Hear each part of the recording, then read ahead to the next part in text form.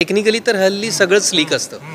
Performers अप्रतिम आहेतच, पण शेवटी मुद्दा आहे तो लेखनाचा. ते कशा पद्धतीने स्टोरी टेलिंग होतं त्याचा. जर प्रेक्षकांना मी आठवण करून देईल की जंजीर चित्रपटात अमितजींना ती एक साखळी जे लॉकेट लोंबकळताना दिसत असतं आणि त्याने ते अस्वस्थ होतात आणि अखंड चित्रपटभर प्रेक्षक त्यांच्याबरोबर राहतात की ही अस्वस्थता काय आहे.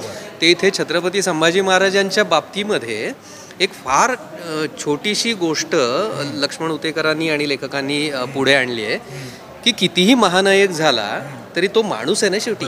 तर त्यांना कसली तरी भीती असू शकेल, तर ती भीती एका छान व्हिज्युअलमधनं त्यांनी आणली आहे की छोटे संभाजीराजे धावतायत आणि मागून शत्रू तलवारी घेऊन धावतायत. एका व्हिज्युअलमध्ये ते एका न संपणाऱ्या बोगद्यातून चालतायत आणि ते विचारतात, आबासाहेब ही वाट कधी संपेल.